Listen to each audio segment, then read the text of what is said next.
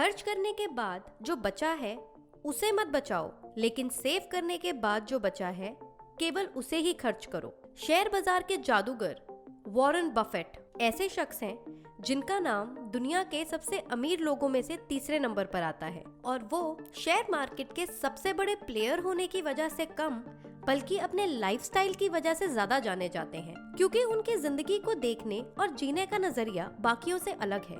उन्होंने अपनी आधी से ज्यादा संपत्ति दान करी है।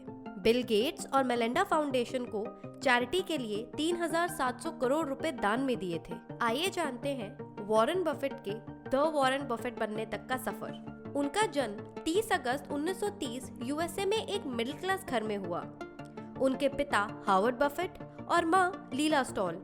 वॉरेन बफेट के घर की फाइनेंशियल कंडीशन तब खराब हुई जब उनके पिता की नौकरी चली गई। उसके बाद उनके पिता शेयर मार्केट में एक इन्वेस्टर बन गए। वॉरेन बफेट की इन्वेस्टिंग समझ उन्हें उनके पिता से ही मिली। बचपन से ही उन्होंने वॉरेन को इन्वेस्टमेंट की सारी समझ दे दी थी। 7 साल की छोटी सी उम्र में वो एक बुक पढ़कर बहुत ज्यादा इंस्पायर हो गए, और उसको पढ़ने के बाद तो जैसे उनके अंदर पैसे कमाने की जिद ही आ गई।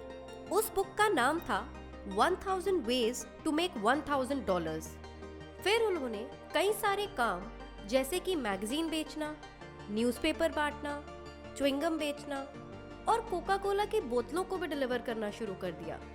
ये सब काम करके उन्होंने काफी पैसे जमा कर लिए थे, और ऐसे काम करते करते उन्होंने 11 साल की उम्र में अपनी जिंदगी के पहले शेयर खरीदे। लेकिन छोटी उम्र में समझ ना होने की वजह से स्टॉक प्राइस गिरने से उन्होंने अपने शेयर्स सस्ते में ही बेच दिए।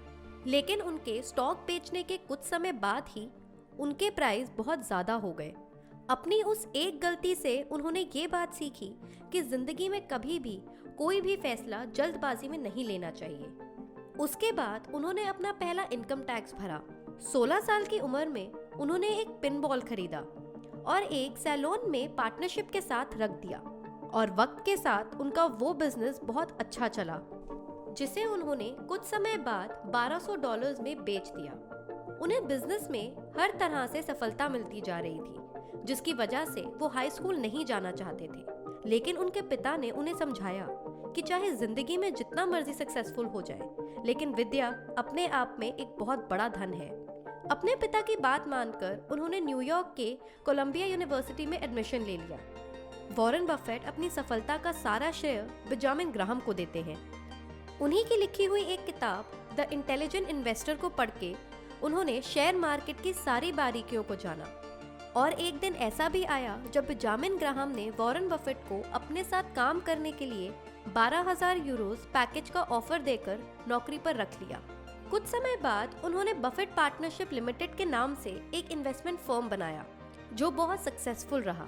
इस फर्म से हुई कमाई से बफेट ने अपना पहला घर $31,500 में खरीदा।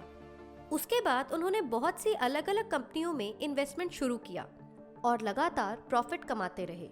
फिर उन्होंने द वॉशिंगटन पोस्ट अखबार कंपनी, ऑस्ट्रेलियन ब्रॉडकास्ट कॉरपोरेशन जैसी बड़ी मीडिया इंडस्ट्री में बड़ा इन्वेस्टमेंट किया, जिससे उन्हें बहुत मुनाफा हुआ।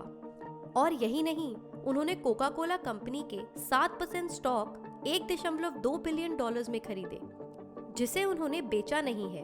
देखते ही देखते कई उतार चढ़ाव के बाद वॉरेन बफेट अरबपतियों की गिनती में भी शामिल हो गए, और आज वो दुनिया के तीसरे और अमेरिका के दूसरे सबसे अमीर व्यक्ति हैं, और ये अपनी चैरिटी की वजह से भी जाने जाते हैं। ऐसी ही प्रेरणादायक कमाल वीडियोस के लिए देखते रहे कमाल जिंदगी। Please like, share and subscribe.